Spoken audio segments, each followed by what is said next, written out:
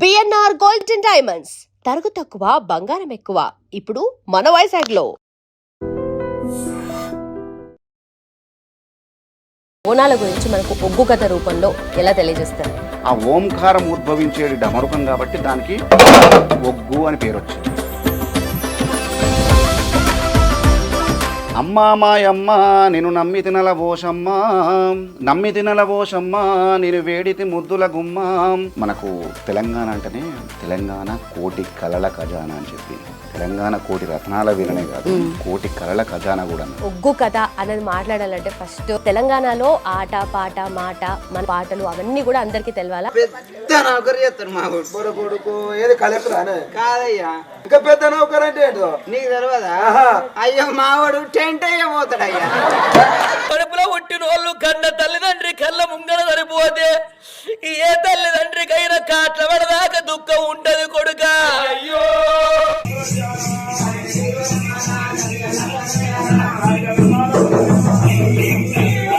మా తాతలు ఎట్లయితే పూలల్లో పెట్టి కళారూపాన్ని మాకు అందించారో మేము బంగారంలో కాకుండా మేము కూడా పూలల్లో పెట్టి నెక్స్ట్ జనరేషన్కి అందించవచ్చు.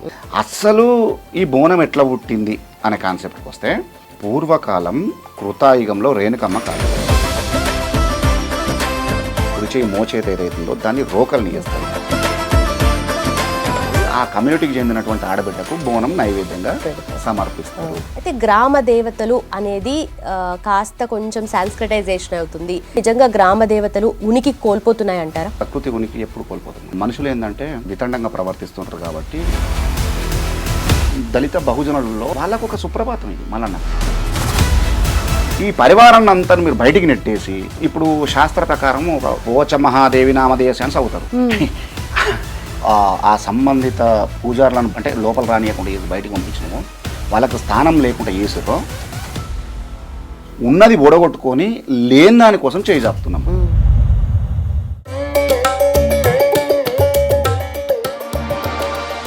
నమస్కారం, ఎట్లున్నారు?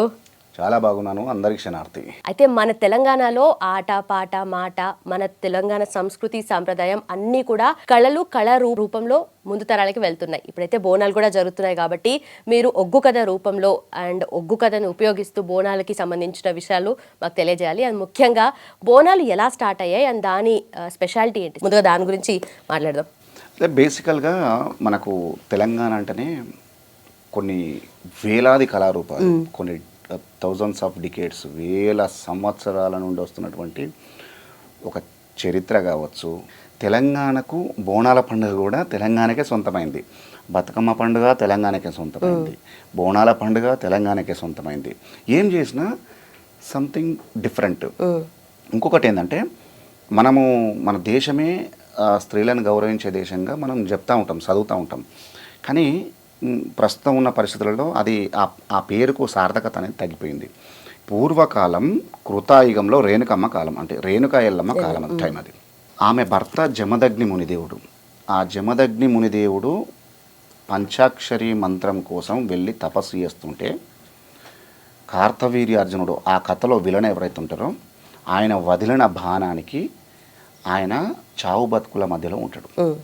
సో ఎల్లమ్మకు ఈ విషయం ఇప్పుడు మనం ఇంటర్నెట్ అయితే ఏ విధంగా ఉన్నదో, మనం ఇక్కడ మెసేజ్ పెడితే అక్కడ ఎట్లయితే పోతుందో, ఆ సత్యానబోనం ఎట్లా తయారు చేసిందంటే 7 సముద్రాల దగ్గరికి వెళ్ళి ఆ 7 సముద్రాల మధ్యలో ఉన్నటువంటి తామరాకుల మీద, ఎండ్రకాయ అంటాం కదా మనం, ఎండ్రకిచ్చలు అంటారు, ఎండ్రకాయలు పీతలు, ఎండ్రకాయలు పెట్టినటువంటి గూడు, మట్టితోటి పెట్టినటువంటి గూడు ఏదైతుందో ఆ మట్టిని తీసుకొని 7 బిల్లలుగా వేస్తుంది, రొట్టెలుగా వేస్తుంది. 7 రొట్టెలుగా చేసుకొని ఆ 7 రొట్టెలను తీసుకొని పోయి ఆ నడి సముద్రం లోపల తిరుగుతున్నటువంటి సుడిగుండం ఏదైతుందో ఆ సుడిగుండం లోపల దుంకుతుంది. దుంకినప్పుడు ఆ ఒరవడికి, ఆ స్పీడ్కు ఆ రొట్టెలుగా ఉన్నటువంటి మట్టి కుండలుగా మారుతాయి. మొత్తం ప్రకృతి పరంగా ప్రకృతిని అన్వయించి చేయాలి ఆ బోనాన్ని. తర్వాత ఆ 7 కుండలను తీసుకొచ్చి మరి ఎట్లా ఎండబెట్టాలి, వాములు కాల్చేటప్పుడు మరి వాము లేదు, ఎట్లా అంటే అప్పుడు సూర్య భగవాను వేడుకుంటే 7 రోజులు కురిసేటువంటి వేడి, ఆ శక్తి, సూర్యశక్తి ఏదైతుందో, సౌరశక్తి ఏదైతుందో ఆ శక్తి ఒక గడియలో కురిపిస్తాడు ఆయన. కురిపిస్తే ఆ కుండలు ఎండుతాయి, టంగు టంగు అంటాయి. మల్లన్నంత మంత్రము లేదు, ఎల్లమ్మంత యంత్రము లేదంటారు జానపదులు. ఆమె ఏం చేస్తుందంటే ఆ దూసవరి వడ్లను తీసుకొచ్చి తన శక్తిని ఆవాహనం చేసుకొని ఈ ఎడమ చేతి ఈ అరిచేతి ఏదైతుందో దీన్ని రోలును చేస్తుంది. ఈ మోచేతి కుడి చేయి మోచేతి ఏదైతుందో దాన్ని రోకల్ని వేస్తుంది. దాన్ని వేసి ఇందులో వేసి దంచుతుంది అనమాట. ఈ రోలును ఈ రోకల్ని ఈ రెండింటిని కలిపి దంచి ఈ దంచినటువంటి వడ్లను చెరగాలంటే చాటను యూజ్ చేయొద్దు, కంటి రెప్పల్ని యూజ్ చేసి చెరుగుతుంది. చెరిగి ఆ బియ్యాన్ని తీసుకొచ్చి కుండ లోపల పోసి ఆ నీళ్లు కూడా మళ్ళీ సముద్రం నీళ్ళు, నది నీళ్ళు, చెరువు నీళ్ళు ఇవి వాడద్దు. అట్లా కండిషన్స్ ఉంటాయి. సో అప్పుడేం చేస్తుంది, బోనం ముంగట పెట్టుకొని తన భర్తను గుర్తు చేసుకొని, మల్లన్నెవరు, ఎల్లమ్మ, స్వయాన ఎల్లమ్మకు తమ్ముడు మల్లన్నని యాద్ చేసుకుంటే ఒకానొక సందర్భంలో మల్లన్నకు ఒక వరం ఇస్తుంది. ఆయన పిల్లను తనకు తగిన పిల్ల దొరకాలని చెప్పి తపస్సు పడుతుంటే ఎల్లమ్మ అడ్డం వస్తే వాళ్ళిద్దరి మధ్యలో ఫస్ట్ ఒకరికొకరు తెలవకుండా లొల్లి పెట్టుకుంటారు. లొల్లి పెట్టుకుంటే అక్కడ కొంచెం వాగ్వాదం జరిగిన తర్వాత తెలుసుకుంటుంది. అదో మళ్ళా చరిత్ర. తెలుసుకున్న తర్వాత తమ్ముడు, నువ్వు తమ్ముని మనక నానా మాటలు అన్నారా, అందరూ దేవాన దేవతలంతా కూడా విభూతితోటి తర్వాత కుంకుమతో లగ్గం చేసుకుంటారు కదా, నువ్వు బండారుతో లగ్గం చేసుకోవాలని చెప్తుంది. మరి బండారు అంటే ఏంటిదంటే అది మక్కలో ఉంటుంది, మక్క రాజ్యంలో ఉంటుంది. మక్క రాజ్యానికి వెళ్ళి మైసర్ల బండారం తీసుకొచ్చి నువ్వు లగ్గం చేసుకోవాలి తమ్ముడు అని చెప్తే అప్పుడు ఆమె ఇచ్చినటువంటి ఇన్స్ట్రక్షన్స్ తోటి మక్కకు వెళ్ళి మైసర్ల బండారు తీసుకొచ్చి ఆ చిన్నకొండల మీద ఉంటాడు ఆయన తీసుకొచ్చినటువంటి బండారు అవసరం ఉన్నప్పుడు నేను తీసుకుంటాను చెప్తుంది. ఇప్పుడు అవసరం వచ్చింది, ఎందుకంటే ఈ సత్యాన బోనం తీసుకుపోవాలంటే బండారు అవసరం ఉన్నది, ఆ శక్తి అవసరం ఉన్నది. తమ్ముడా మల్లన్న రా, నాకు బండారు కావాలంటే 7 పిడికిళ్ళు, 7 అక్కజనులకు 7 పిడికిలు పెట్టాలి కదా. మొదటి పిడికిలి ఎల్లమ్మకు పెడుతుంది. ఎల్లమ్మకు పెడితే ఆ బోనానికి కావాల్సినటువంటి బండారు, తనకు నుదటకు కావాల్సినటువంటి బండారుని తీసుకొని రౌద్ర రూపంలో ఒక శివశక్తి రూపంలో బయలుదేరి మధ్యలో వాళ్ళు కార్తవీర్యు పంపినటువంటి వాళ్ళ దూతలు వస్తారు, అది ఎంగిల్ చేస్తారు, తర్వాత విషయం అది. సో మొత్తం మీద ఎల్లమ్మ చేసినటువంటి సత్యాన బోనం, 7 అంత్రాల బోనం ఏదైతుందో తన భర్తను కాపాడుకోవడం కోసం చేసినటువంటి బోనం మొదటి బోనము. ఇంత చరిత్ర ఉన్నది. సో ఇప్పుడు మనము ఇదే బోనాన్ని ఆనవాయితీగా వస్తున్నటువంటి బోనం ఏదైతుందో ఇప్పుడు ఆషాఢ మాసం, శ్రావణ మాసంలో చేస్తున్నాం. ఎందుకు ఈ మాసంలో ఎందుకు చేస్తామంటే ఈ మాసంలో చినుకులు పడతాయి, ఈ మాసంలో వానలు పడతాయి. ఈ వానలు పడుతున్నటువంటి క్రమంలో చినుకుతో పాటు చిన్న చిన్న రోగాలను తీసుకొస్తుంది అది. సో ఈ గాయి గత్తరను తగ్గించుకోవడం కోసము ఆయా గ్రామ దేవతలు ఎవరైతున్నారో, పొలిమేర దేవతలు ఎవరైతున్నారో, పొలిమేర శక్తులు ఎవరైతున్నారో ఆ పొలిమేర శక్తులు, ఆ పోచమ్మ కావచ్చు, మైసమ్మ కావచ్చు, పెద్దమ్మ కావచ్చు, దుర్గమ్మ కావచ్చు, గంగమ్మ కావచ్చు, ఇట్లా 7 అక్కజనులు ఎవరైతున్నారో ఈ అక్కజనులకు ఆయా సంస్కృతి సాంప్రదాయాలకు అనుగుణంగా ఆయా కమ్యూనిటీ వాళ్ళు పోయి, ఏ కమ్యూనిటీ వాళ్ళు పోయి ఆ కమ్యూనిటీకి చెందినటువంటి ఆడబిడ్డకు బోనం నైవేద్యంగా సమర్పిస్తారు. ఇది బోనం సింపుల్ గా. ఇంత చరిత్ర ఉంది అంటే తెలంగాణ అంటే జనరల్లీ ఇప్పుడు మాట్లాడుకునేటట్టు మొన్న వచ్చిన ప్రత్యేక రాష్ట్రం కాదు, దాని వెనక ప్రతి మాట, ప్రతి ఆచారం వెనక ఏదో ఒక కథ ఉంది. అండ్ ఆ కథ అంటే ఇది దేవుళ్ళు దేవతలు మాత్రమే కాదు, మన కల్చర్లో ఇంకిపోయింది మొత్తం అంతా. సో అది ఒక రకమైనటువంటి అస్మితమ్మ, అంటే వెళ్ళిపోయింది. అది చాలా వరకు మనము పొడగొట్టుకుంటున్నాం. మన భాషలో చెప్పాలంటే మనకు మనంగా స్వయంకృతంగా పొడగొట్టుకునేటువంటి ఒక విధంగా చెప్పాలంటే దౌర్భాగ్యం అది. బట్ ఇంత కళారూపాలు కూడా ఇవన్నీ కూడా ఒగ్గు కథ అంటే ఒగ్గు కథ మీరేదో చేస్తున్నారని కాదు, కానీ ఒగ్గు కథనే మిమ్మల్ని చూస్ చేసుకుందేమో అన్నట్టుగా అయిపోయింది. మీరు వాట్సాప్లో కూడా స్టేటస్ అది చూసాను నేను, కింద క్యాప్షన్ ఒగ్గు కథ మిమ్మల్ని చూస్ చేసుకుంది అన్నట్టుగా, బాన్ ఫర్ ఒగ్గు కథ అని చెప్పి. అయితే దీన్ని మనం బోనాల గురించి చెప్పారు, ఇంకా చాలా విషయాలు ఉన్నాయి మాట్లాడుకోవాల్సినవి. బట్ బోనాల గురించి మనకు ఒగ్గు కథ రూపంలో ఎలా తెలియజేస్తారు? అమ్మవారు ఎల్లమ్మ అప్పుడు ఎప్పుడైనా ఈ రేణుకా ఎల్లమ్మ కావచ్చు, పోచమ్మ కావచ్చు, మైసమ్మ కావచ్చు, అమ్మా మాయమ్మ నేను నమ్మి తినల ఓషమ్మ నేను వేడితి ముద్దుల గుమ్మ, ఊరే నగరని పేటమ్ము నీ పేరే పిల్లల పెడుగమ్మ, కొండలపైన వెలిసినవు నువ్వు కోయిల పలుకులు వలికినవు, బాటల కడ్డం నిలిచినవు బలవంతుల వట్టుక దుంచినవు, 30 శక్తులు నీ ఎంట నీ ముందట పోత రాజంట, లల్లే లల్లే లెల్లాయిరే తాయిల్లెల్లే లెల్లాయిరే, డమడమడప్పులు కొట్టంగా అగులో బొగులో ఉట్టంగా, ఆర్చికూతలు వెట్టంగా పెడాయి బొబ్బలు లేపంగా, గుబగుబ గుగ్గిల మెయ్యంగా అగులో బొగులో ఉట్టంగా, అమ్మవారు బయలుళ్ళింది, ఆదిశక్తి బయలుళ్ళింది అంటే ఒక అమ్మ బయలుదేరడానికి ముందు ఇగో గింత ఉంటుంది, ఇంకా చాలా అంటే ఒక పాటతో ఒక గంట సేపు ఉంటుంది. అమ్మవారు బయలుదేరాలంటే ఎల్లమ్మ కథలో చెప్తాం. అమ్మవారు ఎల్లమ్మ, తల్లి ఎల్లమ్మ దేవి జమదగ్ని పూజల కోసం మట్టు మంగళవారం నాడు, పుట్టు బుధవారం నాడు పూల గుర్రమెక్కి పూల ఛత్రి బట్టి 7,000 ఏల్పుల వాళ్ళను, 12,000 పంపాల వాళ్ళను, 101 డప్పు, 101 శివసత్తిని ఎంబడబెట్టుకొని బయలుదేరుతుంది ఆమె. అంటే ఆమెతో పాటు ఒక్కొక్క డప్పుకు ఒక్క శివసత్తి, ఒక్కొక్క బోనము, ఒక్కొక్క డప్పంట మా ఊరాలెల్లమ్మ, ఒక్క శివసత్తంట మా ఊరాలెల్లమ్మ, 2 డప్పులాట మా ఊరాలెల్లమ్మ, 2 శివసత్తులాట మా ఊరాలెల్లమ్మ. అదిగో వస్తుంది వస్తుంది మా ఊరాలెల్లమ్మ, వస్తుంది వస్తుంది మా ఊరాలెల్లమ్మ, వస్తుంది వస్తుంది మా ఊరాలెల్లమ్మ, భారీ సింహం మీద మా ఊరాలెల్లమ్మ, వస్తుంది వస్తుంది మా ఊరాలెల్లమ్మ, కోడి పుంజుల మీద మా ఊరాలెల్లమ్మ. అదిగో సూర్యుణ్ణి పట్టింది మా ఊరాలెల్లమ్మ, సుక్కబొట్టు పెట్టింది మా ఊరాలెల్లమ్మ, చంద్రుణ్ణి పట్టింది మా ఊరాలెల్లమ్మ, జడకొప్పుల పెట్టింది మా ఊరాలెల్లమ్మ, ఆ తాసుంబాముల పట్టింది మా ఊరాలెల్లమ్మ, తలకిరీటం పెట్టింది మా ఊరాలెల్లమ్మ, నాగుంబాముల పట్టింది మా ఊరాలెల్లమ్మ, నడుము కట్టు కట్టిందో మా ఊరాలెల్లమ్మ, పెద్ద పెద్ద పాములాట మా ఊరాలెల్లమ్మ, పెద్ద టేలుడు ఉంగురాలు మా ఊరాలెల్లమ్మ, చిన్న చిన్న పాములాట మా ఊరాలెల్లమ్మ, చిటికెనేలు టుంగురాలు మా ఊరాలెల్లమ్మ. అంటే మీరు ఈ పాటలను అన్నీ గమనించవచ్చు. ప్రకృతిలో ఉన్నటువంటి అంటే మనము ఏదో హార్మ్ఫుల్గా భావిస్తామో, అంటే దాని దగ్గరికి పోతే మనల్ని తింటది, మనల్ని గరుస్తుంది అని మనం ఏదైతే భావిస్తున్నామో, మనుషులేం కదా, మనల్ని కాటేయకపోయినా కూడా మనము ఆ పామును కొట్టేస్తాము, చూసి భయపడతాము. కొంతమంది కొడతారు, ఆ పులి వస్తుందంట భయపడతాం.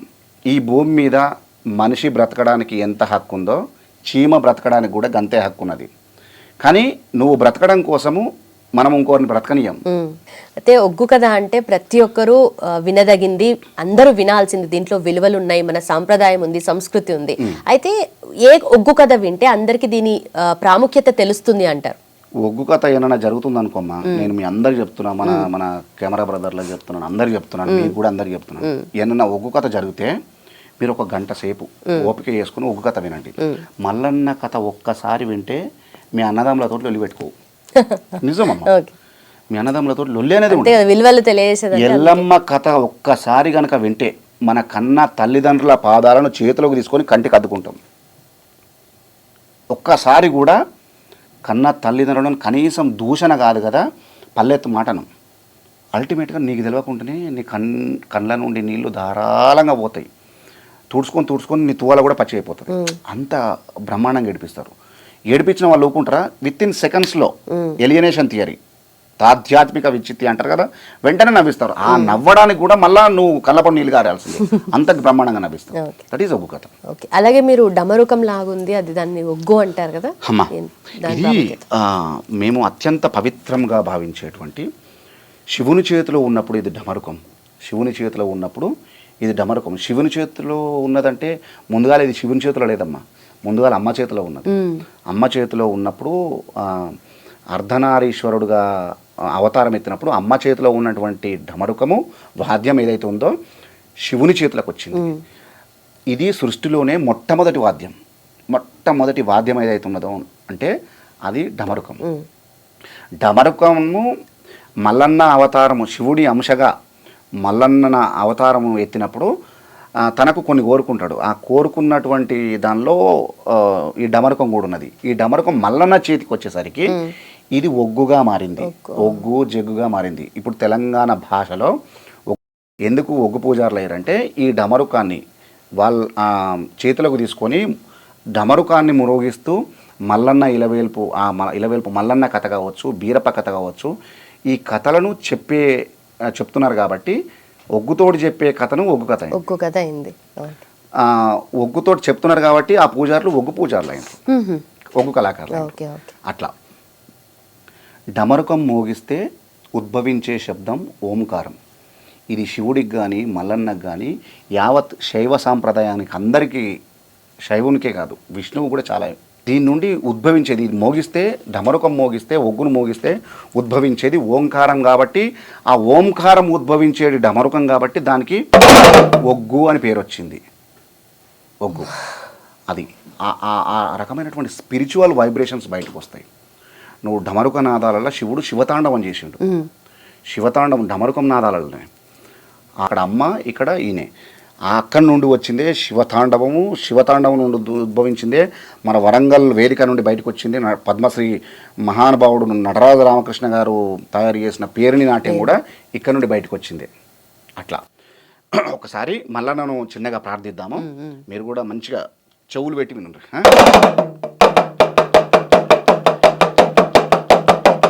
శివ శివ నీలకంఠ శివ నీలకంఠ మార్తాండ మైలారు లింగ మహాయలకోటి ఎలకోటిగే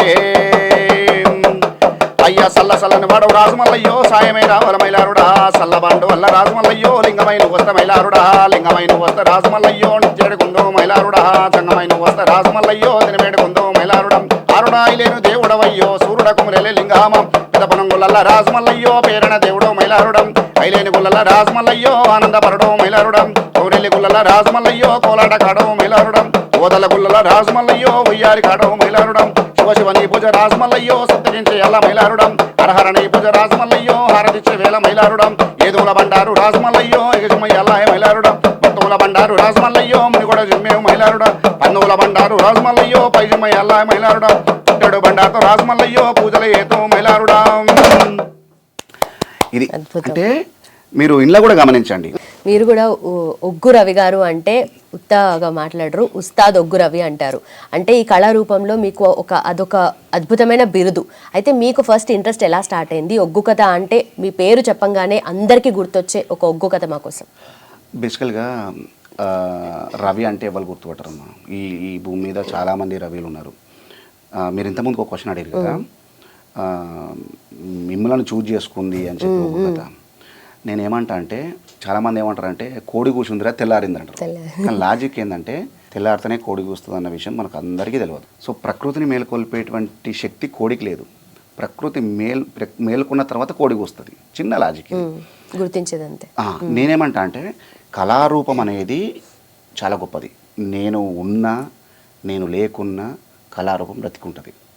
చాలామంది అంటారు నేను లేకపోతే కళారూపమే లేదంటారు. నేను ఒప్పుకోను. నేను ఒక మైల్ స్టోన్ మాత్రమే, చిన్న మైల్ స్టోన్ మాత్రమే. నేను వచ్చినా, నేను కష్టపడ్డా, నాకు కష్టపడ్డంత కీర్తి ప్రతిష్టలు అన్నీ కూడా కళారూపం నాకు ఇచ్చింది. నేను కళారూపానికి ఏమి ఇవ్వలేదు. నేను పెంపొందిస్తున్నారు కదా ఇప్పుడు, ఎవరికి తెలుసు. నేను అదే చెప్తున్నాను. నా పక్కన ఒగ్గు ఉంటే నేను ఒగ్గు రవిననే తప్ప నేనేదో నేను చేయబట్టికే నేను పుట్ట ముందుకున్నది, నేను చనిపోయిన తర్వాత కూడా ఒగ్గు ఉంటుంది.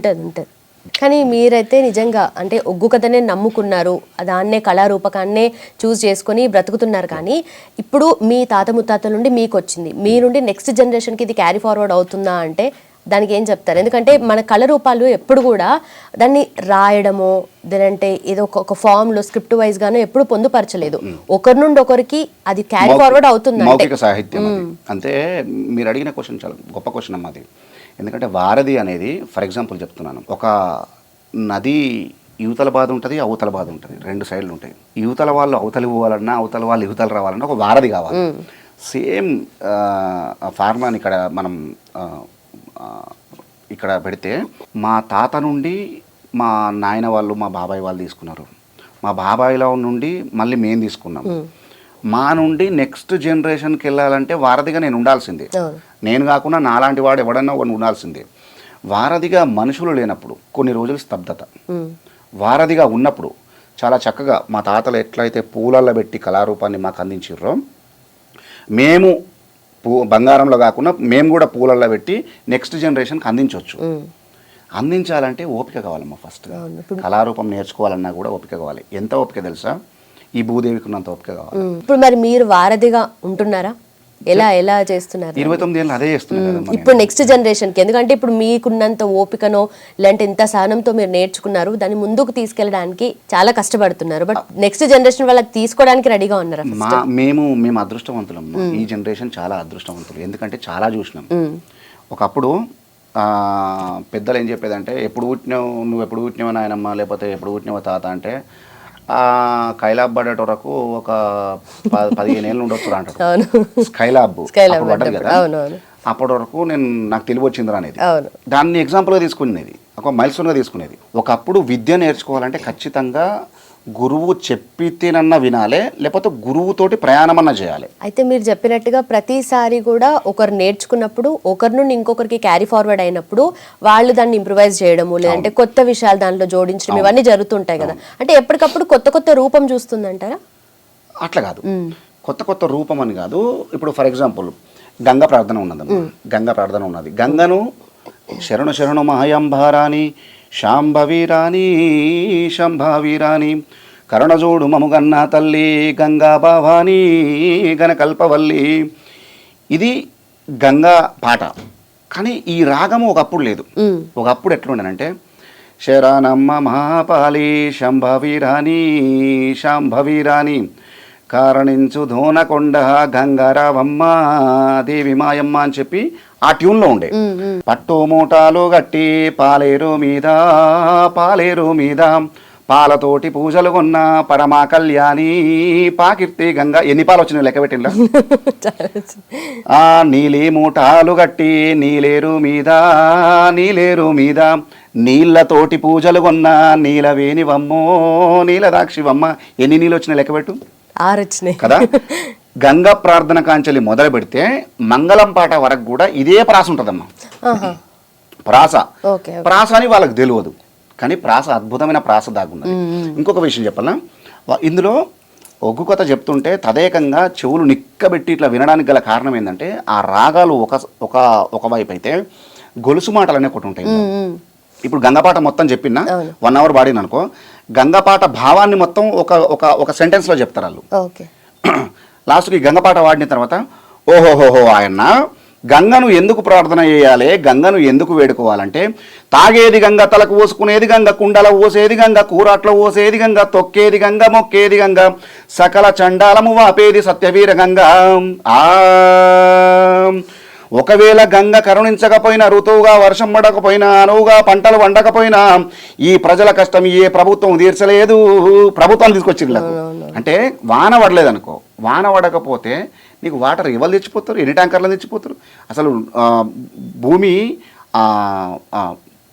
భూమి భూతాల లోకంలో వాటరే లేనప్పుడు ఏ బోర్లు పోస్తాయి, ఏ బాయిలు పోస్తాయి. అందుకోసానికైనా గంగ కరుణిస్తేనే ఋతువుగా వర్షాలు పడుతున్నాయి, ఋతువుగా వర్షాలు పడితేనే అనువుగా పంటలు పండుతున్నాయి, అనువుగా పంటలు పండితేనే ఈ ప్రజల కష్టం తీరుతుంది. కాబట్టి ఎంతటి పండితుడైనా ఎంతటి పామరుడైనా గంగను ప్రార్థించవలసిన అవసరం ఎంతైనా ఉన్నదమ్మా అని చెప్తారు. సో మనం పొద్దున లేచిన దగ్గర నుంచి వెళ్ళి నైట్ పడుకునేంత వరకు, పొద్దున లేవంగానే మనం దంతధావనం చేయాలి, ముఖం కడుక్కోవాలి, వాటర్ అవసరం. అక్కడి నుంచి వెళ్ళి మొదలు పెడితే రాత్రి పడుకున్నంత వరకు, అంటే మనము పడుకునే ముందు ఒక గ్లాసు నీళ్ళు తాగుతాం, లేకపోతే ఇంత ఛాయ్ అన్న తాగుతాం, లేకపోతే ఇంత గ్రీన్ టీయో అదో ఏదో తాగుతాం. దానిలో కూడా నీళ్ళే కావాలి. అంటే అల్టిమేట్గా గంగ లేకపోయినా ఈ జగము గడి ఉండదు, 1 గంట కూడా బతకదని చెప్పారు. కాబట్టి గంగను ఎవరైనా పండితుడైనా పామరుడైనా గంగను ప్రార్థన చేయాలి. అలాగే మీరు ఇందాక అన్నట్టుగా తెలంగాణ అంటే కోటి రతనాల వీణ మాత్రమే కాదు, కోటి కళల ఖజానా అన్నట్టుగా మనకు ఇప్పుడు బుర్రకథ ఉంది, అలాగే హరికథ ఉంది, యక్షగానం ఉంది, అలాగే పగటి వేషాలు, ఇవన్నీ కూడా ఉన్నాయి. దాంట్లో మనకు ఒగ్గు కథ, దేని ప్రత్యేకత దానికి ఉంది కదా. అయితే దీన్ని మనం ముందుకు తీసుకెళ్లే ప్రయత్నంలో చాలా చోట్ల చాలా సందర్భాల్లో మీరు దేవుళ్ళు పూజల దగ్గర కానీ, ఇలాంటి గుళ్ళ దగ్గర కానీ, ఇలాంటి జాతరల దగ్గర, బోనాల దగ్గర మీరు పార్టిసిపేట్ చేస్తూ ఉంటారు, దాన్ని ఒగ్గు కథలు చెప్తూ ఉంటారు కదా. అయితే గ్రామ దేవతలు అనేది కాస్త కొంచెం సాంస్క్రిటైజేషన్ అవుతుంది, ఈ కొంచెం అంతా యూటర్న్ తీసుకొని డిఫరెంట్ వైపుగా వెళ్ళిపోతుంది అన్నట్టుగా కూడా జరుగుతున్నాయి మాటలు. అసలు ఏం జరుగుతుంది, నిజంగా గ్రామ దేవతలు ఉనికి కోల్పోతున్నాయి అంటారా? గ్రామదేవతల ఉనికి ఎప్పుడు కోల్పోవు, ఎందుకంటే ప్రకృతి ఉనికి ఎప్పుడు కోల్పోతాము. వీళ్ళంతా ప్రకృతి దేవతలు. పొద్దుగాలు లేవంగానే సూర్యభగవానుడు బయటకు వస్తాడు. నువ్వు రంగు మారుదామన్నా మారడు ఆయన. సో నువ్వు లాంగ్వేజ్ ఏదైనా మారుదామన్నా మారడు, ఆయన లాంగ్వేజ్ ఆయనకుంటుంది. సో అట్నే మనము మనుషులు ఏంటంటే కొంచెం వితండంగా ప్రవర్తిస్తుంటారు. కాబట్టి ఆధిపత్యం అనేది ఎక్కడో ఒక దగ్గర, అందరూ ఉండరులే, ఎక్కడో ఒక దగ్గర ఆధిపత్యం అనేది కొంతమంది లోపల ఉంటుంది. ఆ కొంతమంది చేసేటువంటి చర్యల వల్ల మొత్తం వ్యవస్థకే ముప్పు వాటిల్లేటువంటి ప్రమాదం పొంచి ఉన్నది. ఎందుకు ఈ మాట మనం మాట్లాడుకుంటున్నామంటే ఒక గ్రామ దేవత ఉన్నది. ఫర్ ఎగ్జాంపుల్ పోచమ్మ ఉన్నది.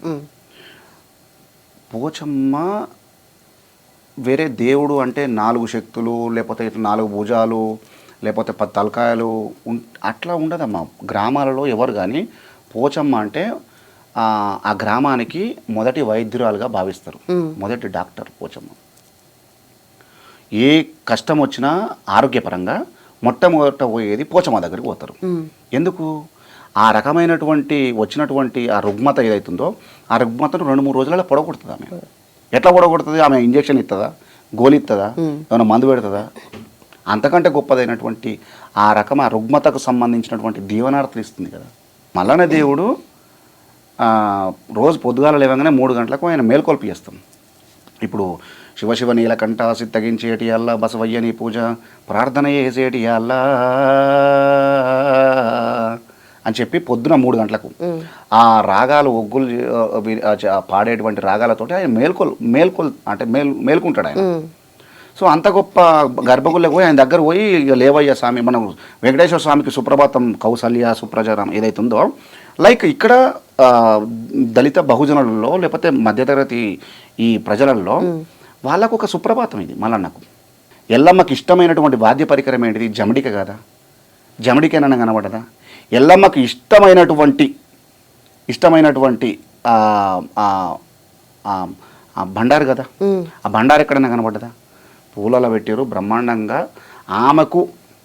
ఆమె కోరుకున్నటువంటి ఆడంబరాలన్నీ తీసుకొచ్చి పెట్టారు. మనసుకు ఇష్టం లేని మనకు ఇష్టం లేని వ్యవస్థలన్నీ తీసుకొచ్చి పెట్టి తన మనసుకు ఇష్టమైనటువంటి తను కోరుకున్నటువంటి, ఇంతకుముందు చెప్పిన కదా, 7,000 ఏలుపల వాళ్ళు, 12,000 పంబాల వాళ్ళు, 101 డప్పు, 101 శివశక్తి, 6 భైన్ల వాళ్ళు, వీళ్ళందరినీ తీసుకొచ్చుకుని ఆమె పరివారం కదా వీళ్ళంతా. ఈ పరివారాన్ని అంతా మీరు బయటికి నెట్టేసి సో ఎక్స్ట్రా ఇవన్నిటిని యాడ్ చేసి మీరు ఇప్పుడు శాస్త్ర ప్రకారం ఒక వేద మంత్రోచ్చారణ చేస్తారు. ఫర్ ఎగ్జాంపుల్ ఆమెకి ఏమర్థమవుతుంది? సో ఆమెకు అర్థం కాంది ఆమె ఏ విధంగా మీకు దీవనార్థులు పెడతారు. మీరేం చేయలేకపోతున్నారా? ఇప్పుడు ఎప్పటి నుండో ఉన్నారు కదా మీరు దీంట్లో, ఏం చేయలేకపోతున్నారా?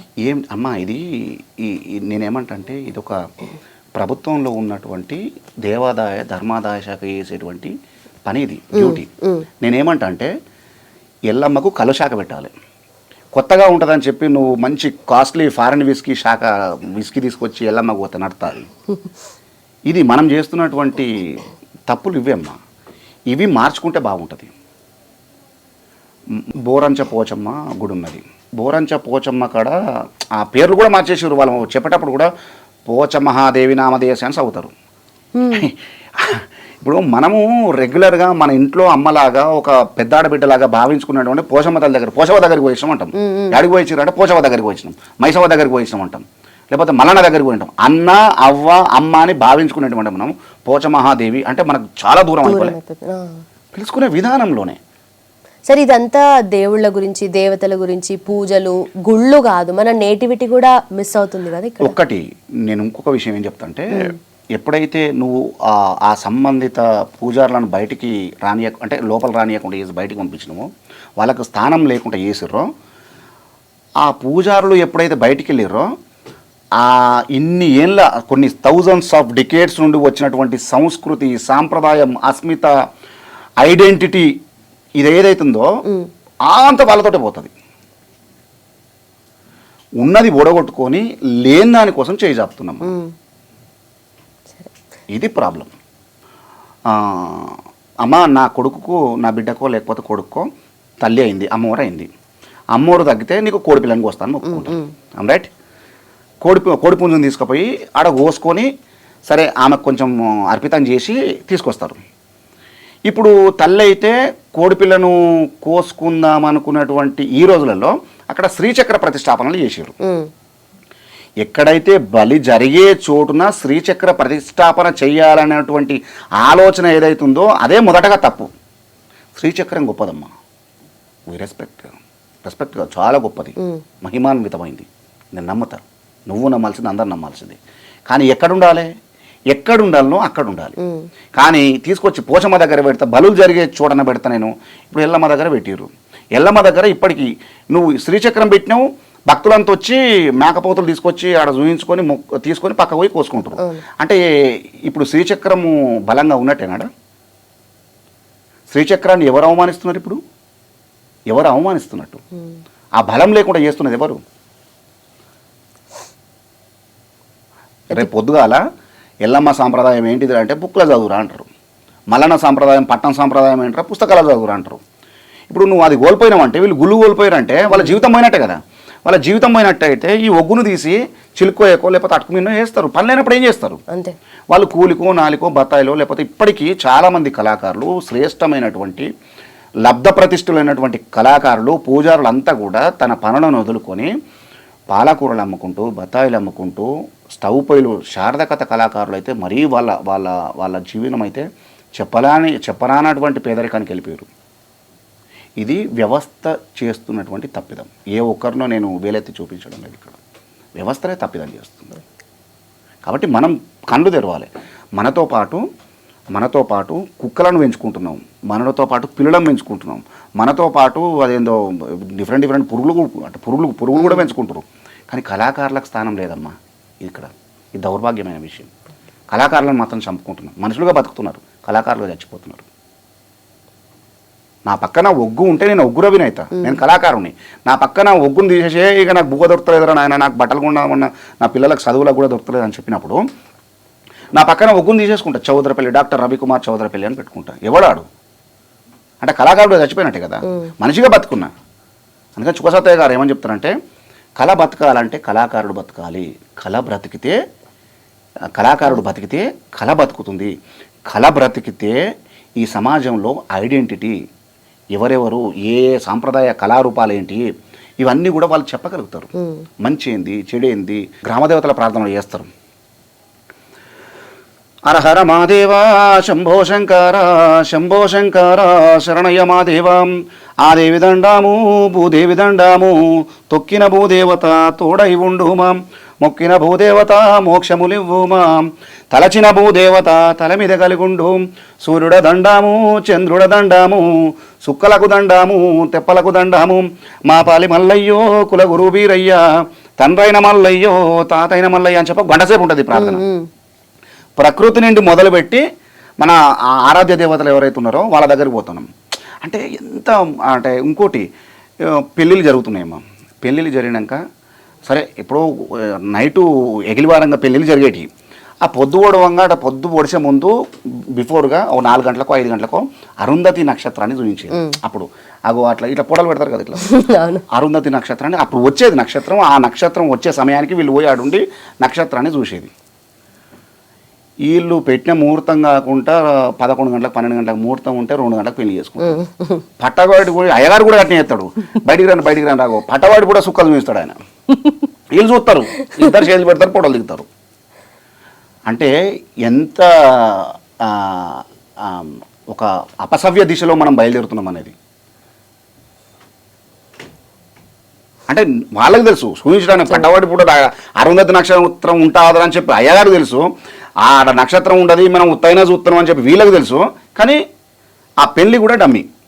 ఏం లాభం చెప్పి అంటే మనం చేసుకునేటువంటి ఆ బ్రహ్మ ముహూర్తం ఏదైతుందో ఆ ముహూర్త కాలంలో మనం పెళ్ళిళ్ళు చేసుకోకపోవడం వల్ల లేకపోతే అపసవ్య దిశలో అమ్మ ఇంకొకటి చెప్తున్నా, మీరు ఎవ్వరు ఏమనుకోవద్దు, ఇది ఖచ్చితంగా మీరు కట్ చేయొద్దు. ఇది పెళ్ళికి ముందు ఒకప్పుడు అమ్మ నాయన చూసేటోళ్ళు అమ్మాయిని, లేదా పిల్లనో అమ్మ నాయన చూసేటోళ్ళు. సరే పిల్ల బాగుందిరా లేకపోతే పిల్లగాడు బాగుంటారా అని చెప్పి పెళ్ళిళ్ళు నిశ్చయాలు జరిగేది. కాకుంటే ఇంకో కొంచెం అడ్వాన్స్ ఉంటే ఒకసారి చూస్తాను ఆయన లేకపోతే అమ్మాయిని అబ్బాయిని ఒకసారి చూయించుకొచ్చి వచ్చేది. మళ్ళీ పెళ్లినాడే చూసేది. పెళ్లినాడు మధ్యలో కూడా బట్ట పెడతారు. ఎందుకు? కారణం నువ్వు చిలకర బెల్లం పెట్టేదాకా తాళి కట్టేదాకా అమ్మాయి ముఖం చూడొద్దు. ఇది దాని అర్థం. అమ్మా ఎంగేజ్మెంట్ అయిందో లేదో ఆ పెళ్ళికి ముందే ఇదేదో షూట్ ఉంటారు కదా, దాన్ని ఏమో షూట్ అంటారు, ప్రీ వెడ్డింగ్ షూట్. ఎవరమ్మా అంటే నేనేమంటున్నానంటే ఆ సంస్కృతి పెళ్ళి అయ్యేదాకా బట్ట అడ్డం పెట్టి పుస్తకం కట్టేదాకా ముఖం చూడనటువంటి మన సాంప్రదాయమే ఇవాళ పెళ్ళి కాక ముందుకే ప్రీ వెడ్డింగ్ 3-4 రోజులు పోతున్నారు. ఏం దౌర్భాగ్యం అది. అంటే పెద్దలు పనిలేక చెప్పలేదమ్మా, మన మంచి కోరే చెప్పినారు. పెళ్ళి అయితే ఏం కాదు, సరే పెళ్ళి అయితే అట్లా అట్లా పోవడమే తప్పు. ఫస్ట్ వీళ్ళు ఎట్లా తోలిస్తారు, తల్లిదండ్రులు ఎట్లా తోలిస్తారు, వాళ్ళు ఎట్లా పోతారో నాకు తెలియదు. కానీ సరే పెళ్లి దాకా వస్తే అక్కడ పెళ్లి దాకా రాకముందుకే ఆగిపోయినటువంటి వ్యవస్థలు చాలా ఉన్నాయి. ప్రీ వెడ్డింగ్ షూట్ జరిగిన తర్వాత ఇప్పుడు ఎవరు నిందించాలి? తప్ప ఎవరు దనాలి? పిల్లలు దనాలన్నా, తల్లిదండ్రులు దనాలన్నా, ఎవరు దనాలి? ఇది మనం గమనించుకోవాలమ్మా. అంటే అపసవ్య దిశలో మనం తిరగవద్దు. కృతాయుగంలో రేణుకా ఎల్లమ్మ తల్లి కార్తవీర్య మహారాజు చేత శీలభంగానికి గురి కాబడ్డది. తత్కారణంగా ప్రయత్నం చేసిండు ఆయన. చేస్తే తత్కారణంగా ఒక్కడు చేసినటువంటి క్షత్రియ వంశంలో కార్తవీరుడు ఒక్కడు చేసినటువంటి తప్పుకు పరశురాముడు ఎదిగిన తర్వాత తన గండ్ర గొడ్డలి చేత క్షత్రియ వంశస్థులు ఎంతమంది ఉన్నారో కృతాయుగం అయిపోయి కొస వరకు కూడా ఎక్కడ క్షత్రియుడు ఉన్నా తెగ నరుకుంటూ వచ్చిండు. మళ్ళీ లాస్ట్కి ఎవరు మిగిలిరు? దశరథ మహారాజు ఒక్కరు మిగిలిండు. ఆయన అనంతరం వచ్చింది మళ్ళీ రాముడు, ఆ తర్వాత క్షత్రుడు మళ్ళీ ఉన్నారు. అంటే ఒక్కడు చేసిన తప్పుకు స్త్రీల భంగం చేయాలనుకున్నప్పుడు గంత మోసం జరిగింది. తర్వాత కృతయుగం అయిపోయిన తర్వాత త్రేతాయుగంలో సీతమ్మను చెరబట్టడానికి రావణాసురుడు ప్రయత్నం చేసిండు. ఒక్కడు చేసిన తప్పిదమే కదా. రావణాసురుడు ఒక్కడు చేసిన తప్పిదానికి రావణాసుర యుద్ధం జరిగింది కదా. యుద్ధం జరిగి రాముని చేతిలో మొత్తం రావణాసురుని వంశం ఏదైతుందో సర్వసుందరమైనటువంటి ఆ లంక రాజ్యం ఏదైతుందో రాజ్యం వినాశనం మొత్తం జరిగింది కదా ఒక్క సీతమ్మను చెరబట్టబోయి. ఓకే, ద్వాపర యుగంలో నిండు సభ లోపల 100 మంది కౌరవులు ఉన్నటువంటి ప్లేస్లో ద్రౌపది ఒక్క ఆడబిడ్డను కొంగులాగిరాళ్ళు శీలభంగం చేయడానికి ప్రయత్నం చేశారు. తత్కారణంగా కురుక్షేత్రం వచ్చింది కదా. పంచపాండవుల చేతుల కుకసావు వచ్చారు కదా. మొత్తం కౌరవ వంశం మొత్తం నాశనం అయిపోయింది కదా. ఇవాళ కలియుగంలో తెల్లారి లేస్తే అక్కడ శీలభంగం చేయడానికి ప్రయత్నం చేశారు. కానీ ఇలా పేపర్ చూద్దామంటే భయం, వణుకు పుడుతుంది. 6 ఏళ్ల చిన్నారి మీద 5 ఏళ్ల చిన్నారి మీద అఘాయిత్యాలు. ఏం దౌర్భాగ్యం, ఎటు పోతున్నాం మనం? అంటే ఏ దిశగా మనం, అంటే మన జ్ఞానం అంతా ఏమవుతుంది? మనము రాకెట్లు వేరే గ్రహం మీదకి పంపించేటువంటి మన జ్ఞానము ఒక ఆటో నమ్మి ఒక ఆటో ఆయన చేతిలో ఆటో ఎక్కించి ఒక్కదాన్ని పంపాలంటే భయపడుతున్నారు తల్లిదండ్రులు. ఇవాళ నిన్న గుజరాత్లో అక్కడెక్కడనో జరిగింది. ఒక ఆడపిల్ల ఒక కొండ మీదకి పోతే దుర్మార్గులు ఒక 7-8 మంది కలిసి అఘాయిత్యం చేసి చంపేసారు. దీనికి ప్రతి ఒక్క కర్మకు ఫలితం చెల్లించాల్సి ఉంటుంది కదా. ఒక రేణుకా ఎల్లమ్మ జరిగితేనే గంత పెద్ద కర్మ జరిగింది, ఒక సీతమ్మకి జరిగితేనే గంత పెద్ద కర్మ జరిగింది, ఒక ద్రౌపది జరిగితేనే గంత పెద్ద కర్మ జరిగింది. మరి ఇంతమంది ఆడబిడ్డల శోకానికి కారణభూతం కాదు, కారణమవుతున్నటువంటి ఈ వ్యవస్థలో మనము ప్రతిదానికి ప్రతి కర్మకు మనం చెల్లింపులు అనేది చేయాలి కదా. కాబట్టి స్త్రీ శోకం అనేది ఉండకూడదమ్మా. స్త్రీ శోకం ఉన్న చోట నువ్వెంత పచ్చటి మడిని తయారు చేయాలనుకున్నా కూడా అది ఎడారి అవుతుంది తప్ప ఆ పంట పొలాలుగా మారవు అవి. అది గుర్తుంచుకోవాలి. ఇప్పుడు అదే సందర్భంలో మనం మాట్లాడుతూ ఉన్నాం కాబట్టి బోనాలు కూడా వస్తున్నాయి, బోనాలు కూడా మనం చేసుకుంటున్నాం కాబట్టి బోనాలకి సంబంధించి అలాగే గ్రామ దేవతలను పూజించేలాగా మన ఇప్పుడు ఒగ్గు కథలో ఏమేమి ఉంటాయి అండ్ ఎలా మీరు కొలుస్తూ ఉంటారు అమ్మవారిని? పట్నాలు చాలా గొప్ప సాంప్రదాయం. కొన్ని వేల సంవత్సరాలుగా వస్తున్నటువంటి సనాతన సాంప్రదాయం అది. ఈ సాంప్రదాయము 5 కలర్లు, పంచరంగుల ముగ్గులు, అంటే పలకలు ఉంటాయి. ఆ పలకల చేత ఆ పట్నం వేసి ఆ పట్నం మీదకి మల్లన్న దేవుణ్ణి, బీరన్న దేవుణ్ణి లేకపోతే అమ్మవార్లను తీసుకొచ్చి ఆ పట్నం మీద పెట్టి బండారేయడము, అవన్నీ కూడా సత్సాంప్రదాయంగా కొన్ని వేల సంవత్సరాల నుండి వస్తున్నటువంటి సాంప్రదాయం. ఈ సాంప్రదాయం ఏదైతే ఉందో ఒగ్గు సాంప్రదాయం ఇంకా నిలబడి ఉండడానికి కారణం ఏంటంటే ఈ షెపర్డ్ కమ్యూనిటీ ఏదైతుందో గొల్ల కుర్మలు ఎవరైతున్నారో ముఖ్యంగా ఇళ్ళల్లో ఒక ఆడపిల్ల పెళ్లి చేయాలన్నా ఒక మగపిల్ల కానీ పెళ్లి చేయాలన్నా ఫస్ట్ పట్టం వేయాలి. లింక్ అనేది ఉంది అక్కడ. సో తన జీవితానికి లింకు అనేది వాళ్ళ జీవితానికే ఉన్నది కాబట్టి ఈ ఒగ్గు కళారూపం ఇంకా ప్రవర్ధమానంగా ప్రజ్వరిల్లుతుంది. లేకపోతే వాళ్ళ జీవితానికి కనుక లింకు లేకపోతే ఈ ఒగ్గు కళారూపం కూడా ఎప్పుడో కాలగర్భంలో ఉండిపోవు. చాలా కళారూపాలు ఇట్లా లింకు లేకపోవడం వల్ల జీవితాలకు లింక్ లేకపోవడం వల్ల కొన్ని వదిలిపెట్టారు కొంతమంది. అంటే అభివృద్ధి చెందుతున్నాం అన్నటువంటి సాకుతోటి వాళ్ళు ఎందుకురా, మనకు వీళ్ళు ఉన్నారు కదా, వీళ్ళని తీసుకొచ్చుకున్నాం, వాళ్ళ ప్లేస్లో వీళ్ళు వస్తే కథం అయిపోయాయి. ఇన్ని రోజులు వచ్చినటువంటి ఆ సాంప్రదాయం సత్సాంప్రదాయం అంతా కళాగర్భంలో కలిసిపోయాయి. అందుకని నేను ఏమంటున్నానంటే, తల్లిదండ్రులు వృద్ధులైనరని చెప్పి, తల్లిదండ్రులు అందంగా లేరని చెప్పి మనం తల్లిదండ్రులను మార్చుకోలేము కదమ్మా. తల్లిదండ్రులు ఒక్కరే ఉంటారు కదా. కళారూపం కూడా ఆయా కమ్యూనిటీకి ఒక్కొక్క కళారూపమే ఉంటుంది. ఎట్లా మార్చుకుంటాం? అయితే అప్పుడు మీరు పాడే ఆ ఒగ్గు కథ మా కోసం ఒకటి. మనకు మాంకాలమ్మ మనం బీరప్ప పండుగ చేసేటప్పుడు మాంకాలమ్మను స్తుతించేటువంటి ఒక చక్కటి పాట రాసిండు ఆయన, పెద్ద ఆయన. ఆదికి మొదలుగా ఓంకారమ్మున ఆదిశక్తివై పిండాండంబులం ముగ్గురు మూర్తుల సృష్టి చేసియా మూలము తెలిపిన లోకమాతవు కాళీమాంకాళిమాయమ్మ ఓ జగదాంబ ఓ జగన్మాతనిను భక్తితోడ ప్రార్థించుచుంటినమ్మా. అవని మొదలుకొని ఆకాశంబున అష్టదిక్కులను నవకండంబులం సూర్య చంద్రులను సృష్టి చేసియా ముల్లోకంబుల నేర్పరించినవు కాళీమాంకాళిమాయమ్మ ఓ జగదాంబ ఓ జగన్మాతనిను భక్తితోడ ప్రార్థించుచుంటినమ్మా. దుష్టరక్కసుల దృంచుట కొరకై భీమ పరాక్రమ భీకర రూపిణి చండికాంబత్రి శూలవేణివై అవని లోపల అబుగులు చూపినవు కాళీమాంకాళిమాయమ్మ ఓ జగదాంబ ఓ జగన్మాతనిను భక్తితోడ ప్రార్థించుచుంటినమ్మా. వస్త్రయుగ్మ యజ్ఞోపవీతములు పట్టుమూట జరుతారు వస్త్రములు సల్వటద్దముల సన్నపురవికలు కనకదుర్గని కానుకలివిగో కాళీమాంకాళిమాయమ్మ ఓ జగదాంబ ఓ జగన్మాతనిను భక్తితోడ ప్రార్థించుచుంటినమ్మా.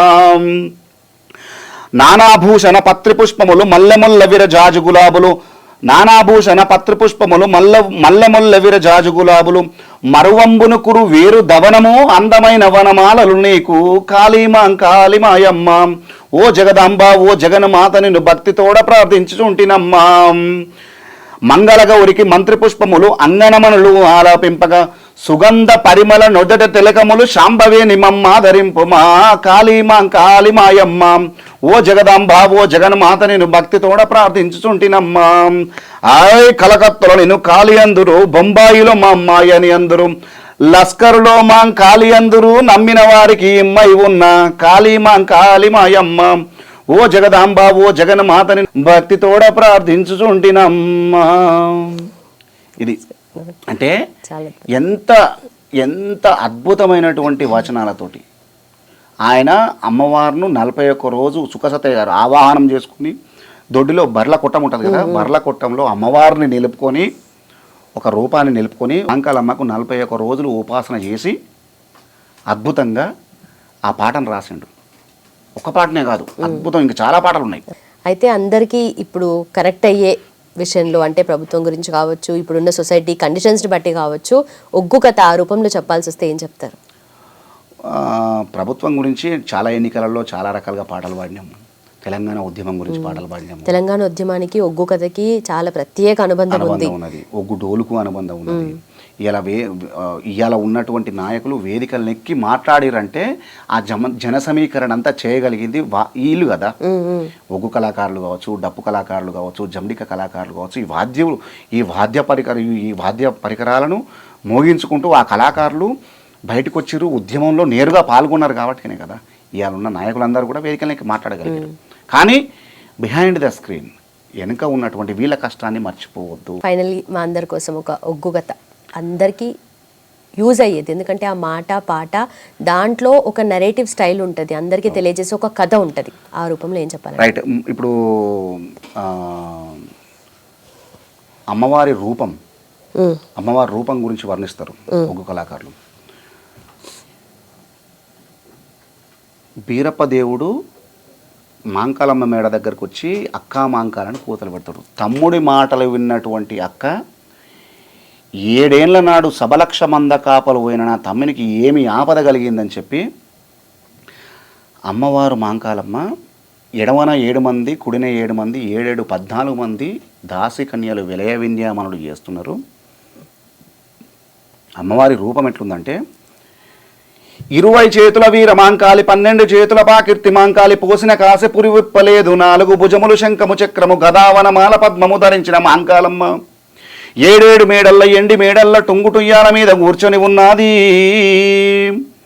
ఎడవన 7 మంది కుడిని 7 మంది 14 మంది దాసి కన్యలు విలయ వింధ్యామనులు చేస్తూ ఉన్నారట అని చెప్పి అమ్మవారి రూపం. ఒక అమ్మను కీర్తించాలంటే నేను ఎందుకు అమ్మనే ఎక్కువ కీర్తిస్తా అంటే అమ్మను మొక్కితే వరాలు తొందరగా ఇస్తుంది. నువ్వు మన ఇంట్లో కూడా నాయన అడిగితే పైసలు తొందరగా ఇయ్యడు. అదే అమ్మ దగ్గర పోయి అమ్మ నాయన పైసలు ఇస్తాడంటే దాచుకున్న డబ్బులన్నీ ఇస్తుంది లాస్ట్కు. అందుకని చాలామంది అమ్మ కీర్తనలు ఎక్కువ చేస్తారు. రైట్.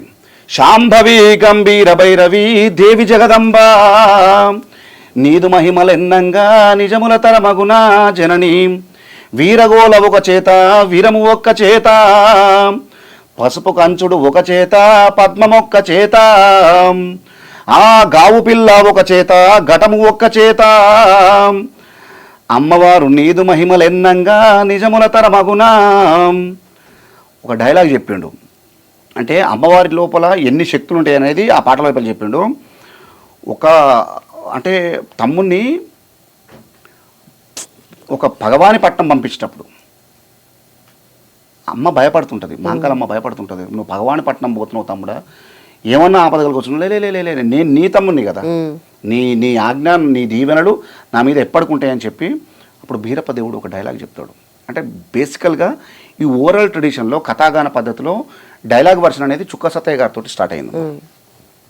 అక్కా మాంకాలిని తమ్ముడు వీరభద్రుడు అసమర్థుడు అనుకుంటేవా, ఈ వీరభద్రుని గుండెల్లో మండుతున్న హోమాగ్ని అగ్ని పర్వతాలు బద్దలు కాజేసి సప్త సముద్రాలు అల్లకల్లోలం చేసి విషప్రయోగముల చేత మా తల్లిదండ్రి ప్రాణములకు భంగము కలిగించిన ఆ క్రూర శత్రువుని కని తురంగ చతురంగ గణబల సైన్యములను ఈ శివదత్తమైన వీరకటార్చి కండలుగా చీల్చి చెండాడి రథోరథ సాగరగతి పాల్చేసి మా మామ జుట్టు నా గుర్రపగాలు కట్టుకొని వాని 7 బిడ్డలా తీసుకొచ్చి నీ పాదముల పైన పడవేస్తాను, నన్ను వైభవముగా దీవించి పంపు అని చెప్పి ఒక డైలాగ్ చెప్తాను.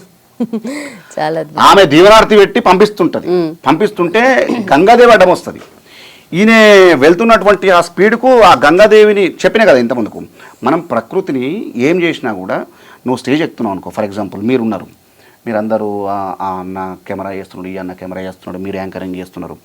మీరిడికి వచ్చేటప్పుడు కూడా ఈ స్టూడియోలోకి అడుగు పెట్టేటప్పుడు కూడా మనసు నుండా స్మరించుకొని ఈ అమ్మకు దండం పెట్టి వస్తే ఇయ్యాల అనుకున్నంత పేరు రాకపోయినా వస్తుంది, మ్యాక్సిమం వస్తుంది. రాలేదు కదా అన్న నువ్వు చెప్పినావు కదా అంటే వస్తుంది, కొంచెం విల్ టేక్ టైం, కానీ తప్పకుండా వస్తుంది. మనం ఏదైతే పంచభూతాల స్మరణ ఏదైతుందో అన్న కెమెరా చేస్తుండు, కెమెరాకి దండం పెట్టాలి. ఇంకొక అన్న వాటర్ తీసుకొస్తాడు, ఆయన శక్తి ఏం తక్కువ కాదు, ఆయనే. అంటే ఎక్కడైతే మనకు ఇక్కడ బువ్వ అందిస్తుందో ఆయా క్షేత్రంలో ఆ క్షేత్రానికి మనం దండం పెట్టాల్సిందే. నేను ఒగ్గును ముట్టుకుంటే కాలు చెప్పులు వేసుకోను, ఇది తీసుకొని సంచిలో పెట్టిన తర్వాతనే మళ్ళా పాదరక్షలు ధరించడం జరుగుతుంది. అంటే అంత పవిత్రంగా భావించగలగాలి, అంత గొప్పగా అంత భక్తితో మీరు చూస్తున్నారు కాబట్టి. నేనే కాదు, మనం ఎవరైనా అట్లే ఉండాలి. సో డాక్టర్లు మీరు గమనించారా, ఇంకొక విషయం కూడా చెప్తాను. డాక్టర్లు అయితే విద్య ఎంబీబీఎస్ ఎండీలు ఎంఎస్ చేస్తారు కదా, వాళ్ళు సర్జరీ చేసేటప్పుడు ఆ బ్లేడ్కి దండం పెడతారు. ఇది గమనించవచ్చు మీరు. ఎందుకంటే ఆపరేషన్ సక్సెస్ కావాలంటే ఎంత మేధస్సు ఉన్నా కనిపించని శక్తి ఒకటి మనకు సహకరించాలి. కొండంత ప్రతిభే కాదు, గోరంత అదృష్టం తోడుగాలంటారు కదా, ఆ అదృష్టం కనిపించని పవర్ ఇస్తుంది మనకు. సైంటిస్టులు ఉంటారు కదా, మన రాకెట్లు ఇస్రో సైంటిస్టులు కానీ వాళ్ళందరూ వాళ్ళు రాకెట్ ప్రయోగం చేసేటప్పుడు వాళ్ళ ఇష్టమైన దేవుడు మన తిరుమలకు పోయేస్తారు. లేదు, అంత ప్రయోగం జరుగుతున్నప్పుడు ఇక కౌంట్ డౌన్ స్టార్ట్ అవుతుంది కదా, 10, 9, 8, 6 అంటారు కదా, అంటున్నప్పుడు అంతా ఊపిరి బిగబెట్టుకొని లాస్ట్కి ఇటు కొత్త చేతులు. అంటే కనిపించని దైవానికి ఎవరైతే ఉంటారో వీడికి వస్తారు సైంటిస్టులే కదా, మరి వాళ్ళ దగ్గర విద్య ఉన్నది కదా, సత్వం ఉన్నది కదా, మరి ఇదేందుకు నమ్మకం? అంటే ఒక నమ్మకం, బిలీఫ్. దేవుడు ఎక్కడో లేడు, ఎక్కడ చూసుకుంటే అక్కడ ఉంటాడు. కాబట్టి ప్రతి పని చేసే ముందు మనం మంచి చేయకపోయినా పర్లేదు, ఎస్పెషల్గా ప్రకృతికి. నేను ప్రకృతి గురించే పదే ఎందుకంటున్నానంటే ప్రకృతి విధ్వంసం, స్త్రీ శోకం, ఈ రెండు ఎక్కడైతే జరుగుతాయో అక్కడ పచ్చదనము, వాళ్ళకు ఆనందము ఇవి ఏముండవు. కన్నీళ్ళు, శోకం తప్ప ఏముండవు. ఎప్పుడైతే స్త్రీ శోకానికి గురి కాకుండా ఆనందంగా, ప్రకృతి మాత కూడా ఆనందంగా ఎప్పుడుకుంటుందో మానవ సమాజం కూడా మంచిగా ఉంటుందని చెప్పి గురువు గారు చెప్పారు. మన మాధ్యమం ద్వారా నేను కూడా అదే చెప్తున్నాను. రైట్ సార్, నిజంగా చాలా థ్యాంక్ యూ సో మచ్ అసలు. ఎందుకంటే ఇప్పుడు బోనాలు జరుగుతున్నాయి, ఇంతకన్నా గొప్ప గెస్ట్ నేను తీసుకురాలేకపోయాను. తప్పకుండా మీరు వచ్చారు. అసలు నిజంగా బోనాల గురించి, ఒగ్గు కథ గురించి, మన తెలంగాణ సంస్కృతి సాంప్రదాయం, ఆట పాట మాట అన్నిటి గురించి మాట్లాడినందుకు, అలాగే మీ భక్తితో మీరు ఎంత అయితే కళని పెంపొందిస్తున్నారో అలాగే దాన్ని మీరు ముందుకు తీసుకెళ్తున్నారో మళ్ళీ కూడా చెప్తున్నా, నేను పెంపొందిస్తలేను. బట్ నిజంగా ఇప్పుడు మీరే లేరనుకోండి, మీరన్నారు వారధిగా ఒకరు ఉండాలి. మరి వారధిగా మీరు ఉన్నారు కదా. జస్ట్ అంటే నేను అదే చెప్తున్నా, నేను వారధిగానే ఉన్నా తప్ప నేనుంటే కళ ఉన్నదని కాదు. నేను కళారూపం నేర్చుకోవడం వల్ల మీరు ఒక వారధిగా కొనసాగిస్తున్నారు కాబట్టి అది కూడా నిండు నూరేళ్ళు చల్లగా ఉంటుంది. థ్యాంక్ యూ సో మచ్ అండి.